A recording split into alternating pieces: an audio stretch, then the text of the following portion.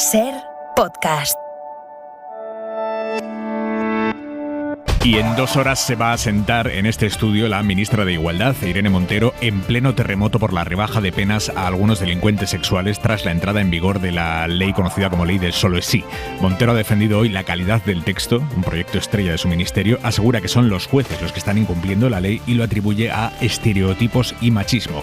El Poder Judicial, sin embargo, le ha contestado esta tarde, ha emitido un comunicado muy duro en el que denuncia ataques intolerables contra los magistrados por parte de la ministra, que afectan además, dicen, a la confianza de las víctimas en la justicia. Pero no solo el órgano de gobierno de los jueces rechaza esa palabra, también lo ha hecho la Asociación Progresista de Jueces.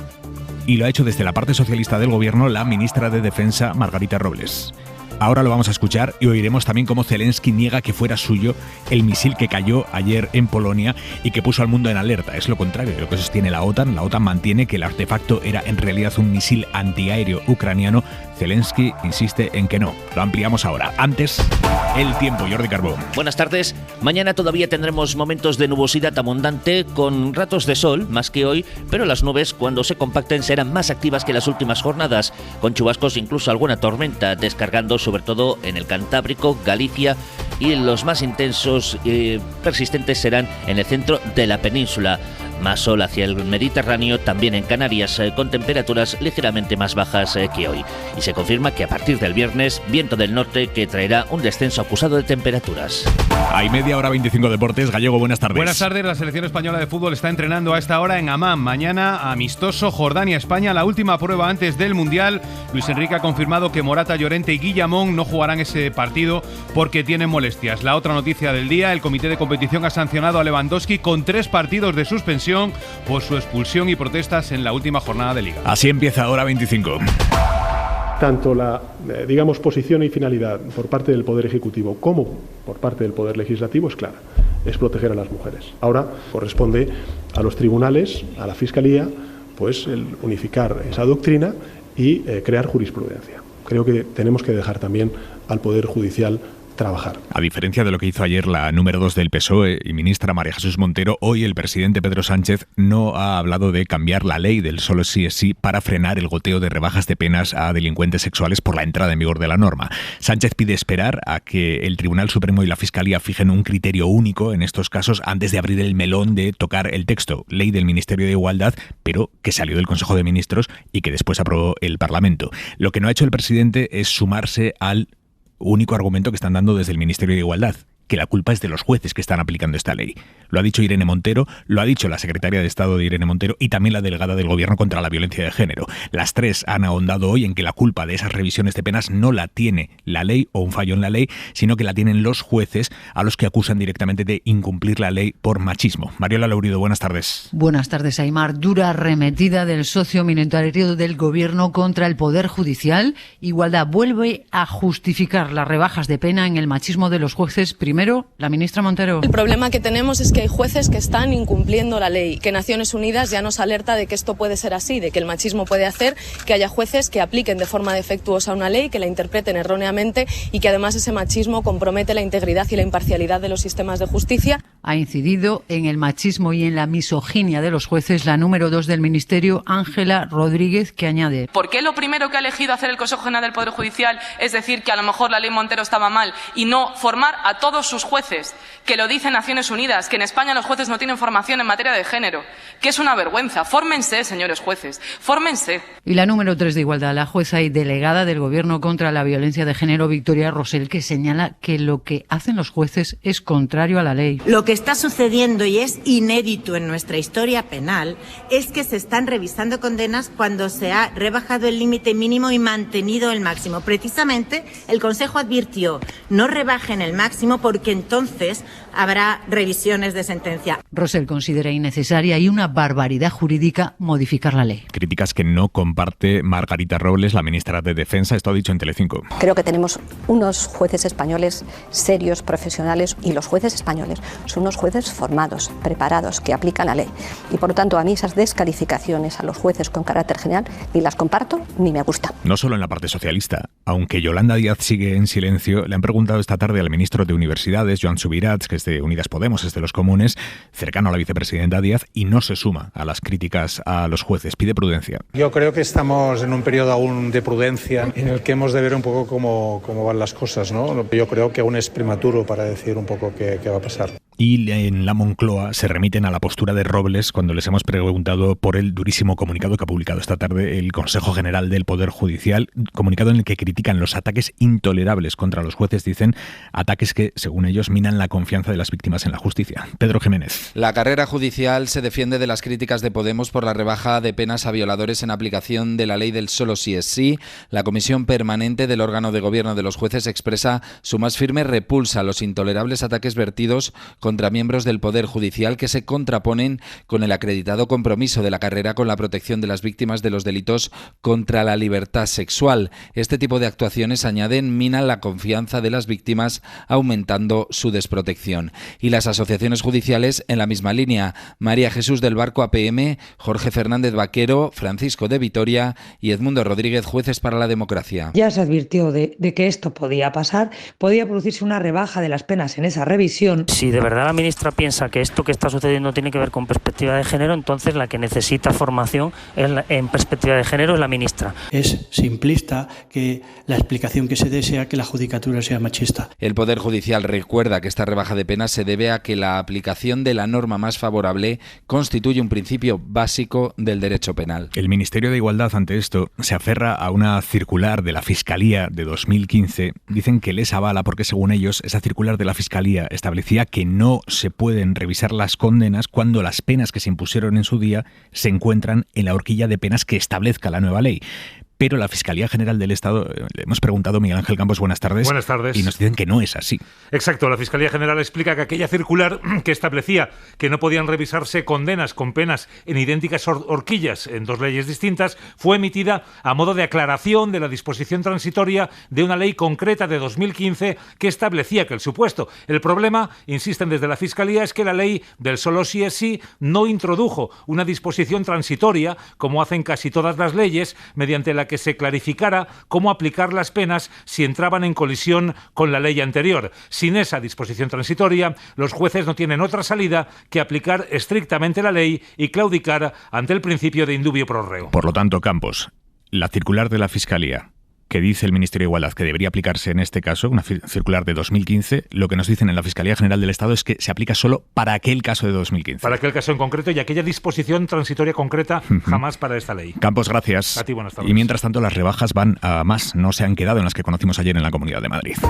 De hecho, se han producido 3 salidas de prisión, una en Galicia y 2 en Mallorca. Empezamos por los 2 casos de Mallorca. Chus Navarro. Estaban condenados a 3 años por agresión sexual sin penetración, pero les han reducido la pena a 2 y como ya los han cumplido, salen de prisión. Desde el Tribunal Superior de Justicia de Baleares señalan que la Audiencia Provincial de Palma está pendiente de acordar en una reunión el criterio a llevar a cabo en las islas para cumplir con la modificación de esta norma. En Galicia tenemos la tercera excarcelación, la primera dictada en nuestra comunidad porque la Audiencia Provincial de Ourense ha dejado en libertad a un hombre que había sido condenado a 3 años y medio de cárcel por intento de violación.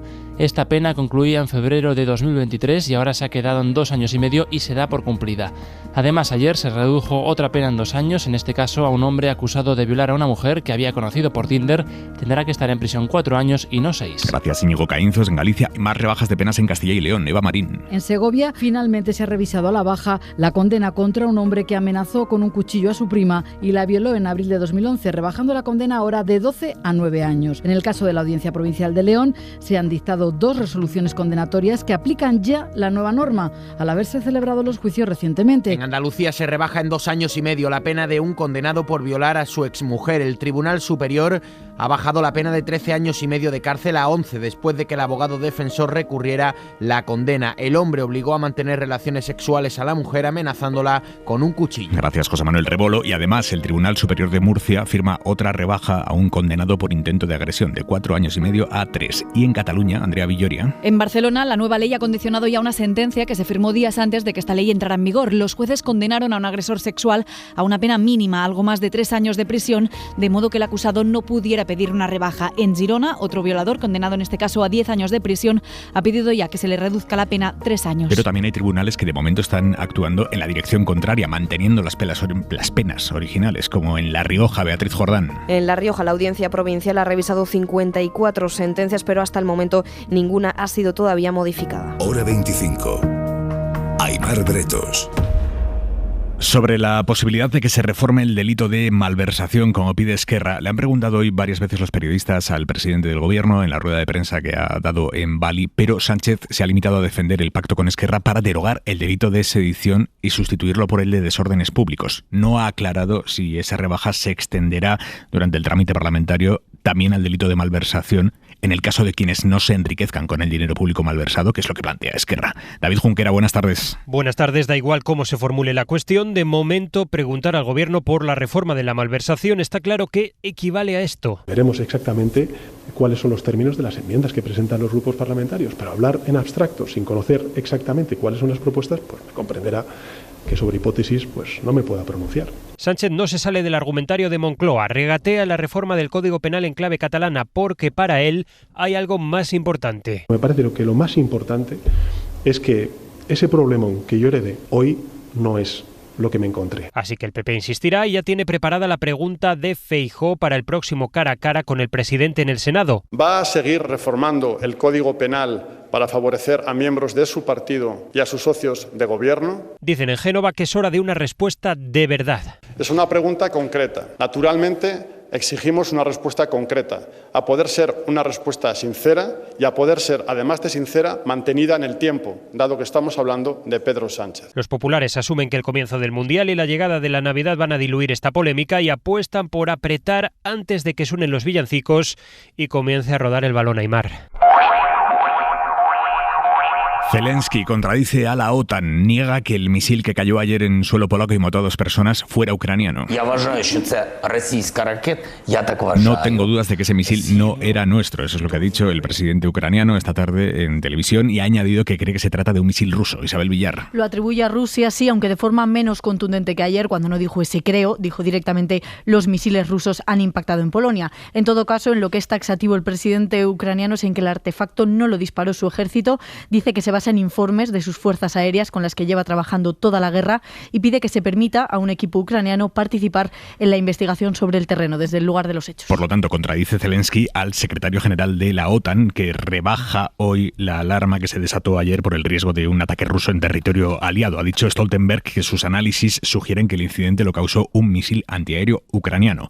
Tampoco el gobierno polaco tiene pruebas de que Rusia esté detrás de ese supuesto ataque. Corresponsal Griselda Pastor, buenas tardes. Buenas tardes. Stoltenberg acepta que la investigación aún no ha terminado, pero en la Alianza Atlántica el mensaje enviado esta mañana era bastante claro. The incident was likely caused by a Ukrainian air defense missile. El incidente ha sido probablemente causado por las defensas antiaéreas de Ucrania luchando por defender el territorio ucraniano de los ataques con misiles rusos. Afirma Stoltenberg que, sin embargo, responsabiliza a Rusia de manera exclusiva porque sin guerra, dice, no habría habido muertes en territorio europeo, aunque, como sabéis, ni Polonia ha pedido entrar como alianza en ninguna escalada, ni la OTAN lo quiere, porque el secretario general también ha asegurado que no hay nada que permita pensar en que Rusia busca atacar más allá de las fronteras de Ucrania. Después de que el dato del IPC confirmara que aunque la inflación en general sigue moderándose, la cesta de la compra está más cara que nunca, un 15,4% más cara que el año pasado, el ministro de Agricultura ha advertido hoy de que las comidas de Navidad no van a ser baratas. Dice Luis Planas que los precios de los alimentos no van a bajar, al menos hasta después de Navidad. De costes muy probablemente de aquí a Navidad, son los meses donde los precios son más altos del año, noviembre y diciembre, se estabilice, pero no consigamos disminuirlo, pero yo sí que creo que a principio del año que viene, igual que hemos conseguido con el dato general de inflación, los precios alimentarios disminuirán de forma significativa. Y de cara al año que viene, otro melón. ¿Qué va a pasar con el descuento de 20 céntimos litro en la gasolina y el diésel? La ayuda tal y como está termina el 31 de diciembre y la vicepresidenta económica Nadia Calviño ha apostado hoy en Televisión Española por acotar esa ayuda, por ejemplo, al ámbito profesional. Tiene un impacto muy positivo sobre la inflación, pero también tiene un coste fiscal muy importante y además no discrimina. Por eso vamos a ver si conviene extenderlo o más bien, y yo creo que ese sería lo deseable, lo podemos restringir, por ejemplo, al ámbito profesional o a determinados colectivos. Eso es lo que estamos en este momento analizando. Hora 25. Aimar Bretos. In order to make America great and glorious again, I am tonight announcing my candidacy for President of the United States. Del hacer América grande de nuevo, hemos pasado a devolver la grandeza y la gloria a América. Así ha anunciado Donald Trump que se vuelve a presentar. Quiere volver a la Casa Blanca en 2024, pese a las críticas de algunos de los suyos por los resultados de las legislativas, donde el Partido Republicano no ha conseguido ganar el Senado a los demócratas. Lo ha confirmado Trump en un discurso que ha dado, por cierto, en su mansión de Mar-a-Lago, en Florida, la que registró el FBI buscando papeles confidenciales que el expresidente se llevó de Washington. Y allí, en Estados Unidos, han empezado los primeros despidos en Amazon. La compañía lo ha confirmado ya en una carta a los empleados, que también ha hecho pública, alegando que son tiempos difíciles. No habla de cifras, pero según el New York Times, el gigante del comercio electrónico va a despedir a 10.000 personas, siguiendo la estela de Meta, la antigua Facebook, y también de Twitter. De hecho, los empleados de esta última de Twitter se han encontrado hoy con un email de su nuevo jefe, el multimillonario Elon Musk, con el siguiente ultimátum. Tienen hasta mañana para elegir entre trabajar largas horas a alta intensidad, es literal, y ser extremadamente duros, o irse a la calle con 3 meses de indemnización. Y tienen que contestar, porque si no se irán a la calle igual. Sira Valdés. Tienen que responder y además tienen que hacerlo pronto, concretamente antes de las 5 de la tarde de mañana, porque si no lo hacen, Musk considerará que no quieren adaptarse a esta nueva forma de trabajar y que por tanto se decantan por recibir 3 meses de indemnización por despido. Además, el nuevo dueño de Twitter les ha comunicado que la ingeniería ganará peso dentro de la empresa y el diseño y la gestión de productos pasarán a un segundo plano, porque, dicen ese email, en el fondo Twitter es una empresa de software y servidores. Un email que llega, por cierto, el mismo día en que Musk ha señalado que espera poder empezar a dedicarle menos tiempo a la compañía e incluso encontrar un nuevo líder que se ponga al frente una vez haya terminado la reestructuración de la organización, algo que espera hacer esta misma semana. 7, 6, 5, 4 stage engine start. Y 50 años después, 3, 2, 1, boosters in ignition.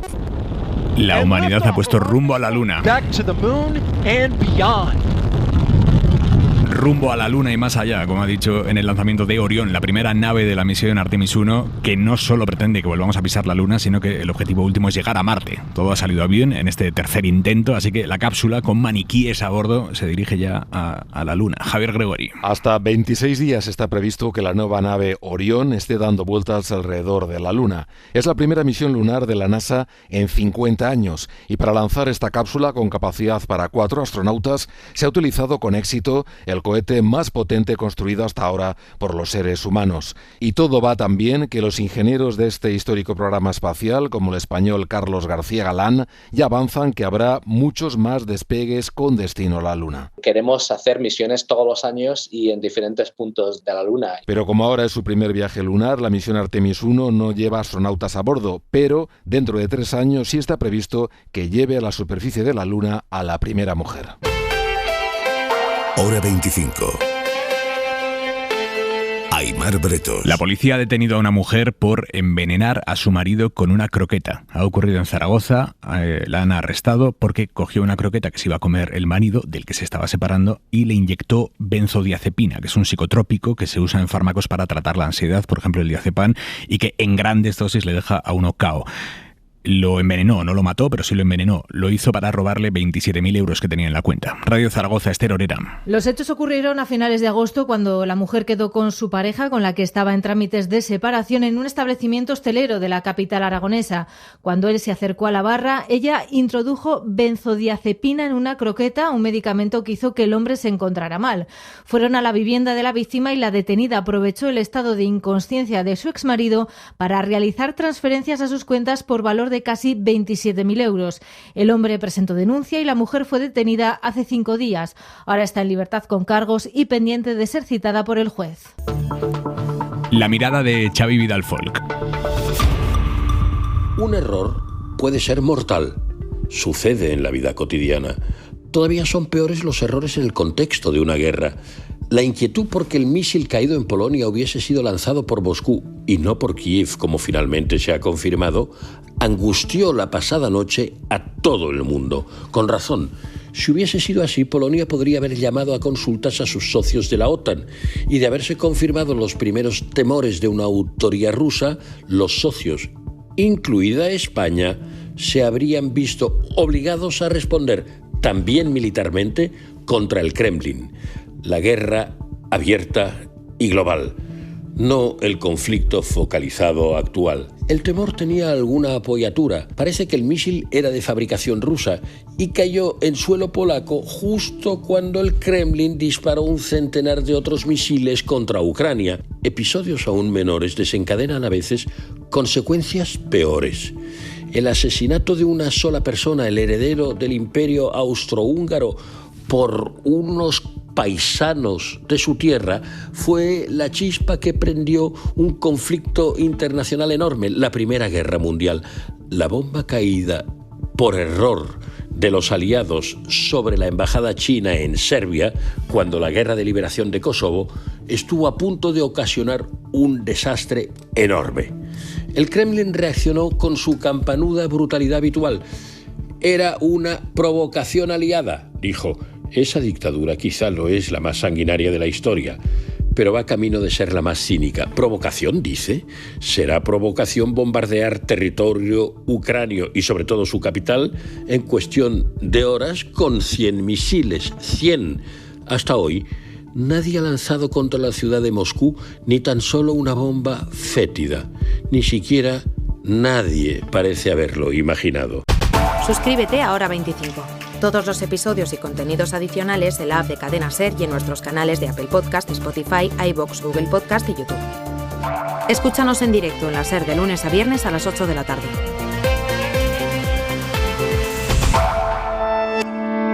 Cadena SER. La radio.